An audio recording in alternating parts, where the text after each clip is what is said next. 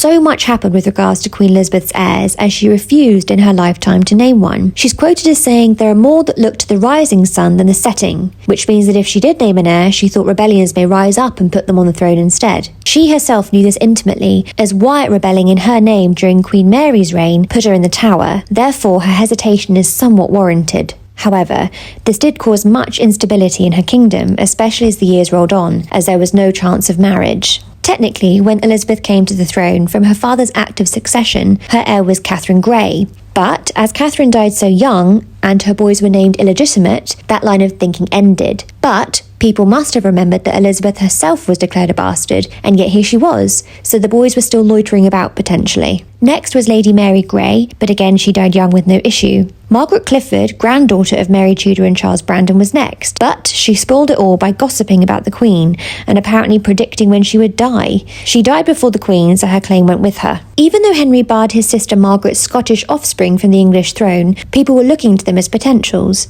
Mary of Scotland, Elizabeth's sister queen, was every Catholic's hope. After years of trials and tribulations, she was executed on Elizabeth's orders. Mary's claim then moved to her son, King James. He was the frontrunner, and Elizabeth even sent him money at times to get him out of debt. Apart from the fact that people of England were hesitant to have a Scottish king, he also wasn't born in England, which technically meant he wasn't able to rule. Another was Arbella Stuart. She was again descended from Margaret Tudor and born in England, therefore a strong claimant. There were the Seymour sons of Catherine Grey, Edward and Thomas, and importantly, they were Englishmen in a sea of a female-dominated line. Edward had a son named William, and in Elizabeth's lifetime he was romantically linked to Arbella. This obviously angered the Queen as it doubled down on two potential claimants. So, if Elizabeth did make a clear choice in her reign, would that have changed anything? What if she did pick Catherine and allowed the Seymour match? What would that have been like?